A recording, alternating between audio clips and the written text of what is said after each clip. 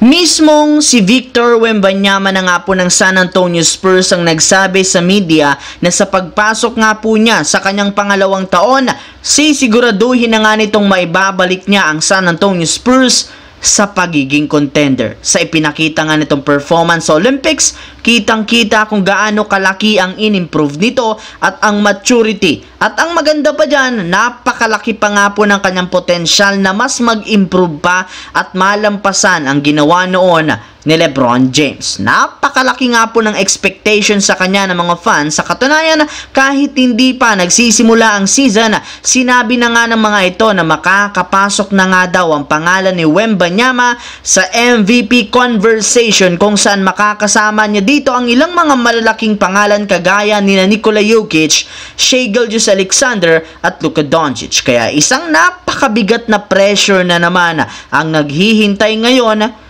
sa kanyang pangalawang taon. Samantala, hindi nga po mga idol naging maganda ang unang taon ni Christian Wood sa Los Angeles Lakers matapos itong magtamo ng injury sa tuhod na siyang isa sa mga dahilan bakit hindi niya natulungan ang kanilang team kontra sa kanilang kalaban noon sa first round na Denver Nuggets. Kaya simula ngang kunin ito ang kanyang player option, agad na nga siyang nagbabala na babawi siya sa kanyang pangalawang taon sa kanilang team na ikinatuwa rin naman nga po ng kanilang mga fans, lalo pat nangangailangan sila ng isa pang sentro na tutulong kay Anthony Davis. Ngunit mukhang nabudol nga daw dito ang buong team ng Lakers, especially ang mga fans, matapos maibalitang mawawala muli ito. Syempre, bunsod na nga po ito ng kanyang injury sa tuhod. Kaya hindi nga po napigilan pa ng mga Lakers fans sa social media na madismaya.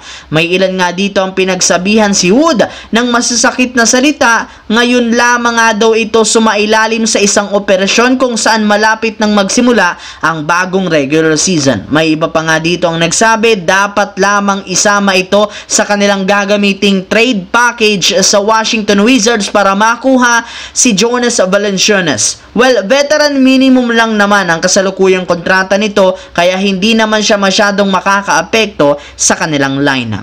Sa kabilang banda, sa pag-uumpisa nga po ng off-season, alam na nga ninyo na inoffer na nga po ng Chicago Bulls sa ibang team si Zach LaVine. Ngunit makalipas ang 2 buwan, wala pa rin nga silang nahanap na trade partner. Lahat rin naman nga po ng mga teams tinatanggihan ang kanilang inaalok na package. Mas naunahan pa nga siya ni DeMar DeRozan na mapunta sa Sacramento Kings. Pero para nga sa inyong kaalaman, meron nga pong rason bakit inaayawan si Zach LaVine. Ito nga dahil sa napakalaking kontrata nito na hindi afford ng ibang team. Kaya dahil nga sa kasalukuyang kalagayan ngayon ni Zach LaVine, nawawala na nga ng pag-asa ang Chicago Bulls na ma-trade ito bago mag-umpisa ang season. Sa katunayan, base sa inilabas na balita, makikipag-ayos na lamang nga po ang front office kay Zach LaVine para maging maganda ulit ang kanilang relasyon. Imbes nga po na i-trade ito, pananatilihin at aasahan na naman nga nila siya na pangunahan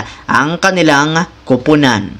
So yun lamang mga idol ang ating bagong video na ating pinag-usapan ngayon dito. Once again, this is your J-Zone TV. Huwag kalimutang mag-like, mag-subscribe, pindutin ang notification bell sa akin channel para lagi kayo maging updated sa mga videos na pinapalabas ko. Isang malaking shoutout sa lahat mga idol. Maraming salamat po.